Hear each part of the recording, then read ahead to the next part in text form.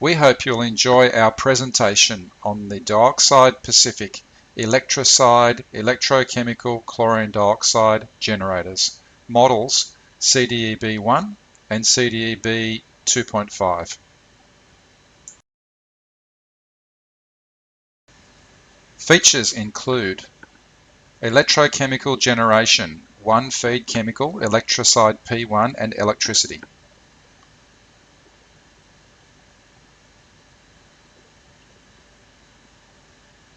Compact HDPE floor standing cabinet which is easy to install and chemical weather resistant. A polycarbonate splash shield is installed on the front. It produces a pure 2000 ppm chlorine dioxide solution for dosing to multiple locations using metering pumps.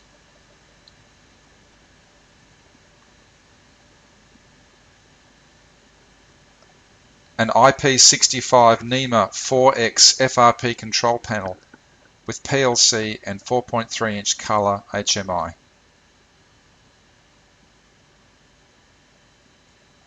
Innovative high-efficiency electrolytic cell with current-controlled electronic power supply.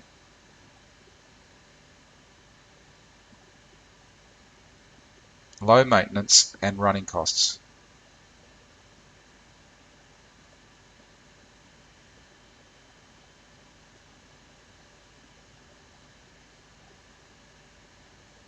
The capacity for the 2 units as chlorine dioxide is 1 pound per day or 18.9 grams per hour and 2.5 pounds per day, 47.25 grams per hour.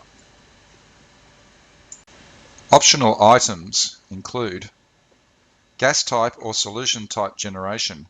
Gas type produces chlorine dioxide gas for injection into a water main. The solution type produces 2000 ppm chlorine dioxide solution for dosing with metering pumps. Chlorine dioxide or redox analyzers can be incorporated into the control system. Control modes are flow paste, PID residual control, FPRT, manual and timer. Suction connections for drums or totes are available.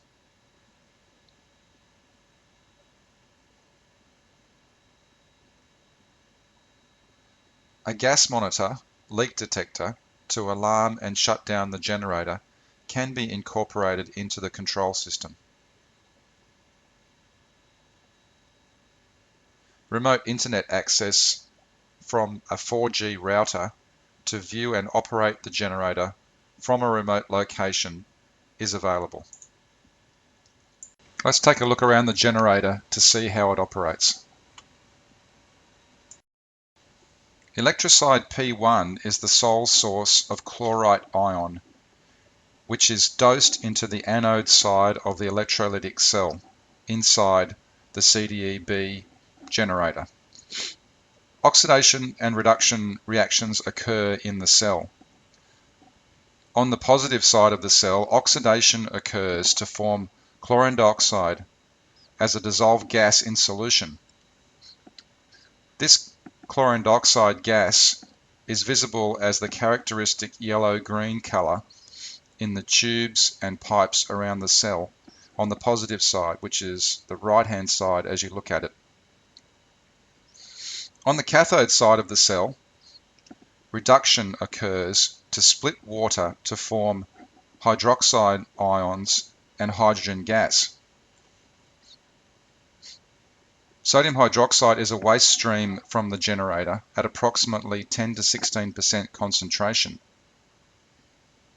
Hydrogen gas bubbles up a tube on the cathode side of the cell and is expelled from a liquid reservoir above the cell using a blower to dilute it below the LEL concentration of 4%.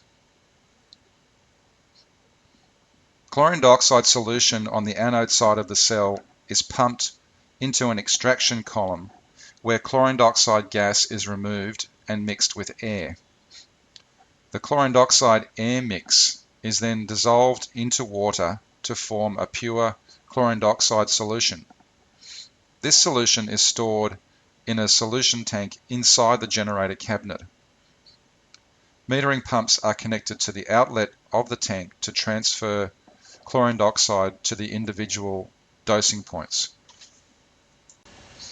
Let's take a close-up look at what's happening on the cathode side of the cell. As we zoom in to the left-hand side, which is the cathode, we can see a tube entering the bottom of the cell and a tube discharging from the top of the cell. Hydrogen gas bubbles are visible. You can see them working their way up through the tube into the hydrogen disengager reservoir.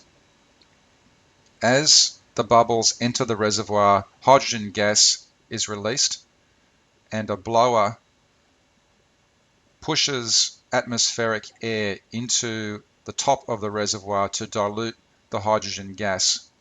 The power supply of the CDEB1 controls current to 10 amps and around 5 to 6 volts. Using Faraday's law and the dilution water flow rate, we can calculate the theoretical concentration to be around 2,000 parts per million of chlorine dioxide. The CDEB generator is operated from a 4.3-inch colour touchscreen. It has a number of pages. The first page is a control page, which allows an operator to enable or disable the generator.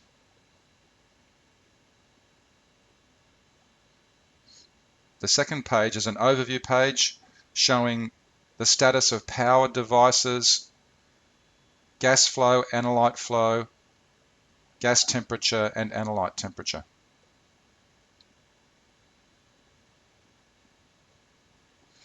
Devices status page enables powered items to be switched on and off and to be run in manual mode. The alarms page shows the status of current alarms. You can accept them and reset them. The alarm history page shows historical alarms. General inhibit alarms page shows devices which are in alarm which can stop the operation of the generator. A maintenance page allows items to be enabled or disabled. The security page allows operators to log in and log off, and set points pages 1 and 2 for high and low alarm settings and K-factor values.